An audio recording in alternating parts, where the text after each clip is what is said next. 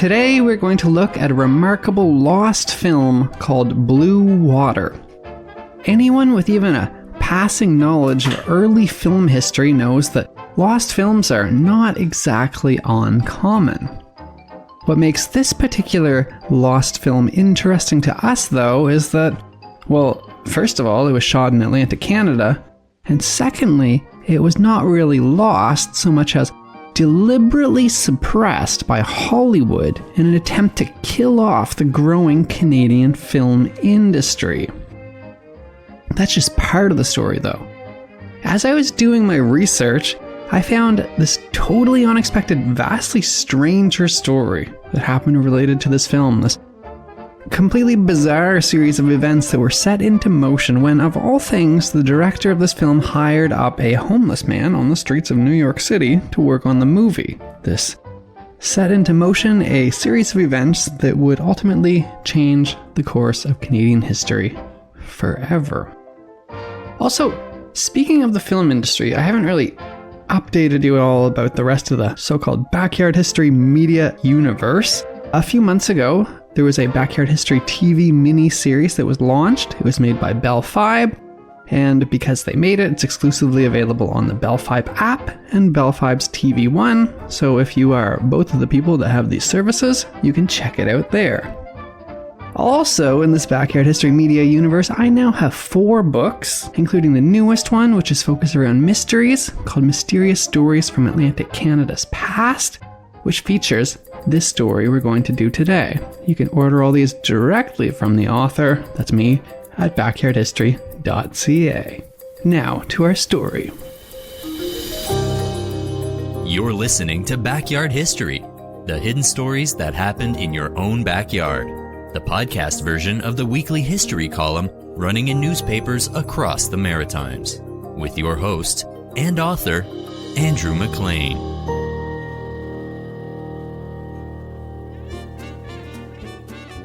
Blue Water's director was the greatest Canadian filmmaker of his time, Ernest Shipman.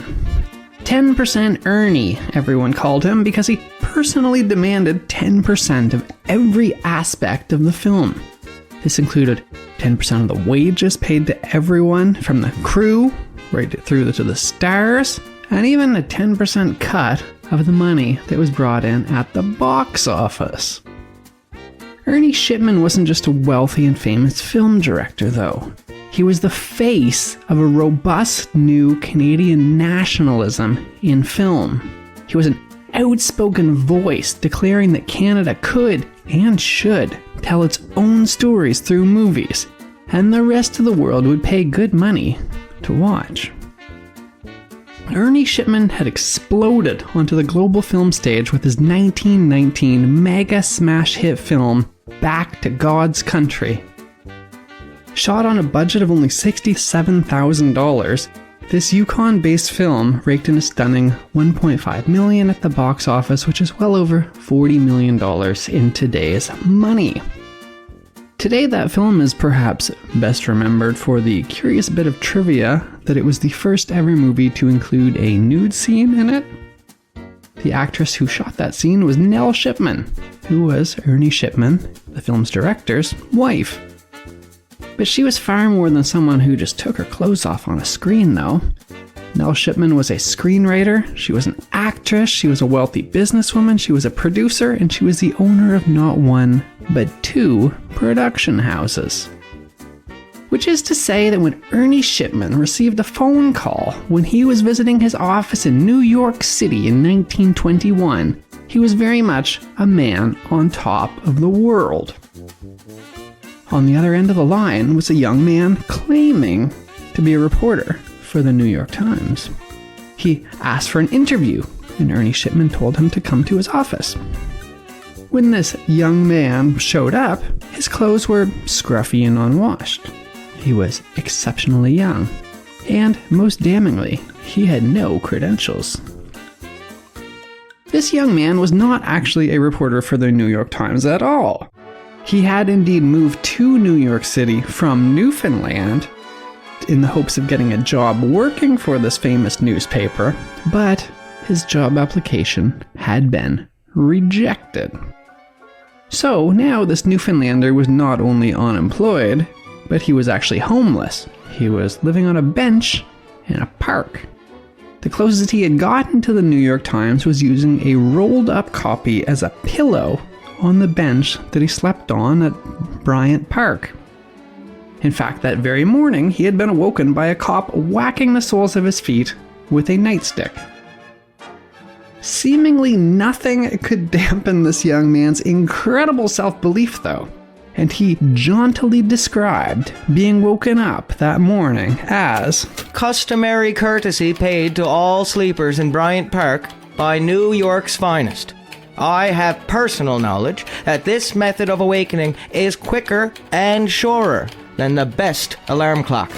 Bestowed with an almost ridiculous level of self-belief, this young man saw his homelessness merely as a temporary setback. Later writing in his autobiography, I was delighted to have a job on the New York Times, or, at any rate, would have one coming up in another week or two. Not only was he absolutely convinced that the New York Times would soon change their mind on hiring him, he was also convinced that one day a memorial plaque would be attached to the bench on which I slept. The fake reporter asked this famous director to tell him about his new upcoming film. And so the director began to tell him about Blue Water, a film which was to begin shooting the following year in St. John. The fake reporter practically exploded with joy. Speaking quickly, he explained that he was from there. He began to launch into detailed stories about the people and the places he knew, the locations that would be great to film in, and perhaps most importantly to the financially hard-nosed director Ernie Shipman, the people who would surely invest in this film. To the director, this man seemed to know St. John better than anyone. Shipman offered the young reporter a hefty sum of money to quit his job at the New York Times and go to St. John to prepare the groundwork for filming Blue Water. And, of course, since this young man was not in fact actually a reporter for the New York Times at all, but was sleeping rough in a park, he instantly agreed. Only later did this young man realize, much to his horror, that all along the director had been talking about St. John, New Brunswick. The fake reporter, on the other hand, had actually been enthusiastically talking about his hometown of St. John's, Newfoundland. This fake reporter was none other than 20-year-old Joey Smallwood.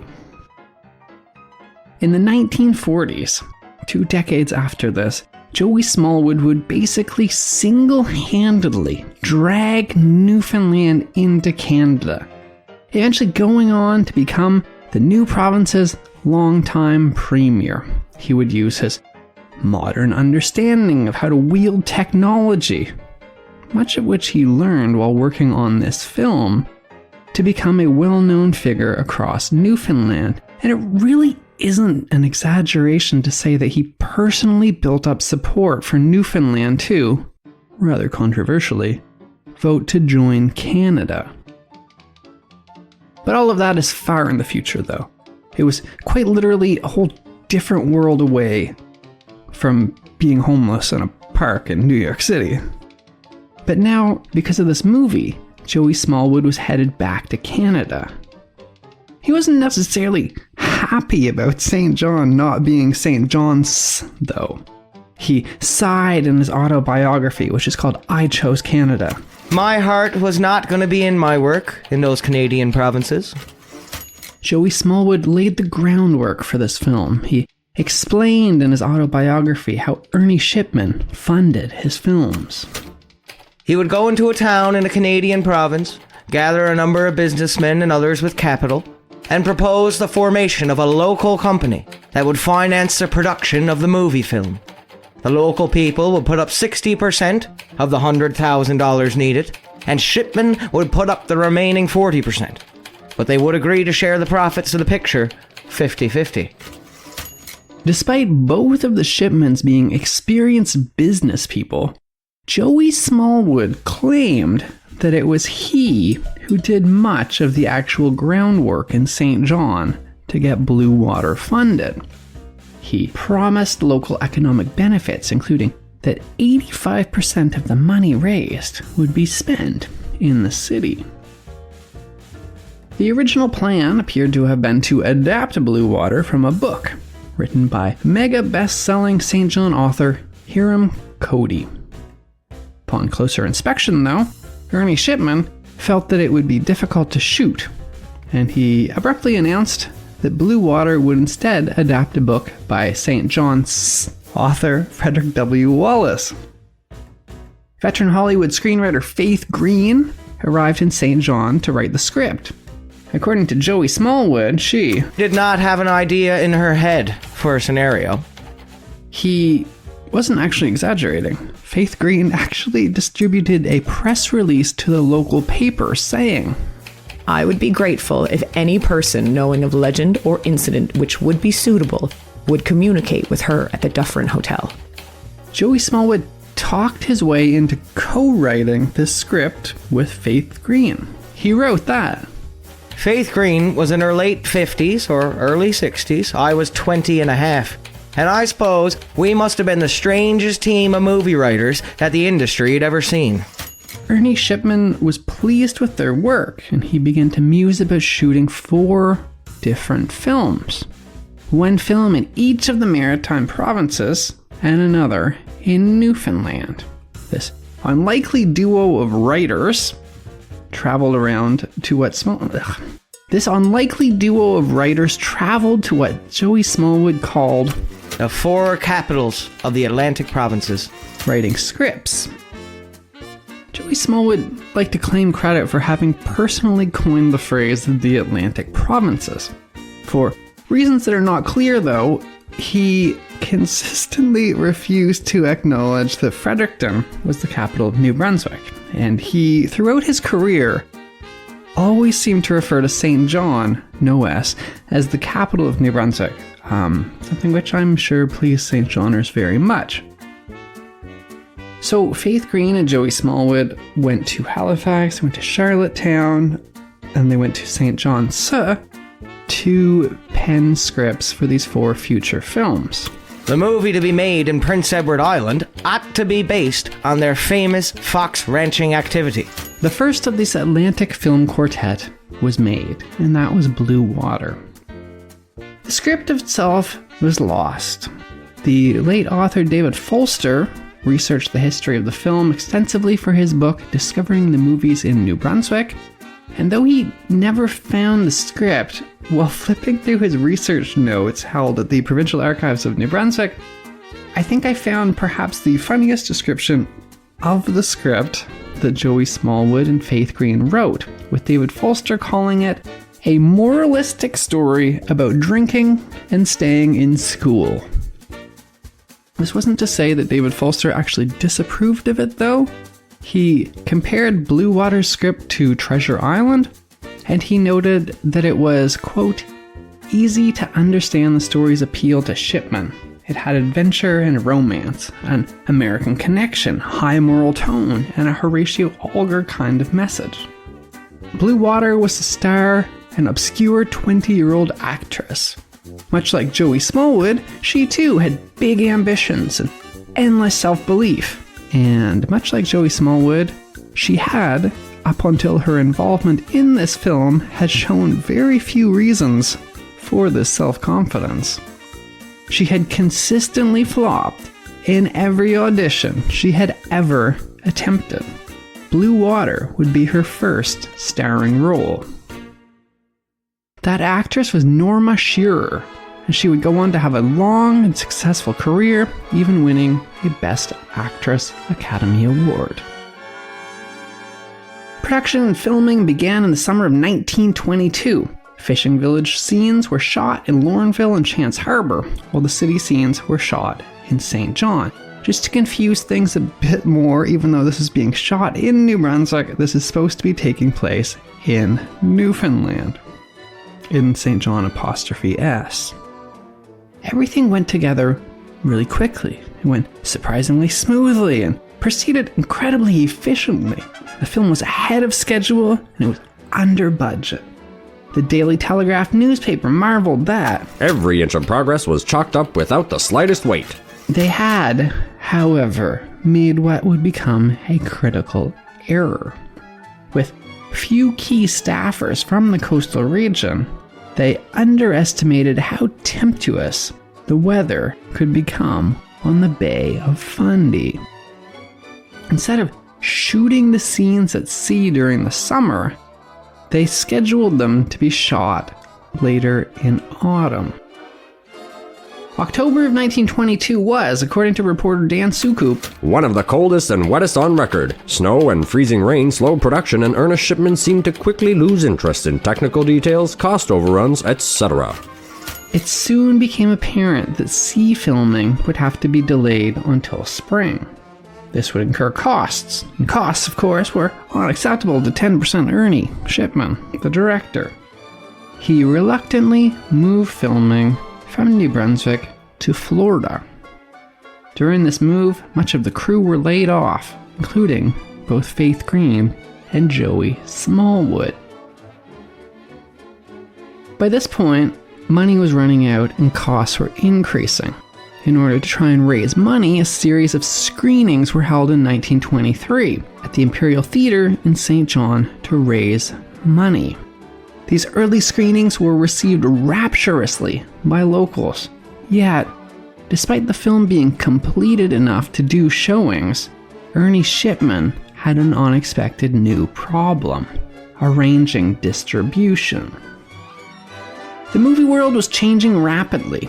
The homegrown Canadian film industry that had thrived for the past decade was the target of a cutthroat Hollywood effort to kill it. Just as Blue Water was set for release, the Hollywood studios forced Shipman's longtime distributor, W.A. Hodgkinson, out of business. Unbowed by the setback, Ernie Shipman attempted to organize 10 Canadian production companies to work together to form a fully Canadian film distribution company with the goal of boosting these dramas of the Canadian Northland. Ernie Shipman aggressively decried all trusts and combines, which meant large corporate monopolies, something which still dominates the movie industry, the tech industry, the book industry, the grocery industry, the banking industry. Okay, this list could go on for some time, but it still dominates all of these things today. But unlike today, where we just accept these large monopolies, kind of degrading our lives, Ernie Shipman stood up and tried to organize to fight them. He took out ads in major newspapers and magazines across Canada. They included a very cool photograph of him posing with these wild, angry eyes staring at you, the reader, angrily slamming his fist on a table, with text wrapped around him that angrily decried Hollywood for trying to kill off the Canadian film industry. As a film-producing nation, Canada is but 3 years old. Plans are now perfecting whereby each of the 9 provinces of Canada will have its own film-producing unit. The days of camouflage scenery has passed. Canadians are demanding realism in pictures. In 1922, 7 Canadian feature films were released. In 1923, as Ernie Shipman was waging his campaign to create a national film industry, only 1 Canadian film was released. In 1924, no Canadian films were released. Blue Water had been successfully blocked by the big Hollywood studios. The movie never received widespread release, and today, the film is considered lost. Despite the best efforts to band together and even collaborate to put together some big budget and high quality films at the very end, the Canadian film industry was defeated and ultimately completely and utterly destroyed. Ernie Shipman's campaign managed to successfully put together enough distribution to get some films into theaters across Canada. His plan, however, hinged on one critical thing: the Canadians would show up and pay money to support homegrown content. Canadians did not, and that was the end of the Canadian film industry. So, come on guys, support independent Canadian media. As for the rest of our story, it doesn't really have a super happy ending. Canadian film industry was dead, and Ernie Shipman himself would soon follow it. Blue Water would be the last film that he ever directed. He spent the few remaining years of his life slipping into a deep alcoholism and soon dying of liver cirrhosis. This is disappointing. Not one movie I wrote was made by Shipman or the companies we had organized. Joey Smallwood wrote years later in his autobiography. Apparently, all those years later, he was still under the impression that St. John was still the capital of New Brunswick, because he wrote, As far as I can see, the only good that was accomplished by all my work in the four capitals was the opportunity it gave me of getting to know more of the places which were my destiny, as little as I thought of them, to become what I was to name them, the Atlantic Provinces. That was Backyard History with your host, Andrew McLean. Thanks for listening, and stay tuned for another hidden story that happened in your own backyard.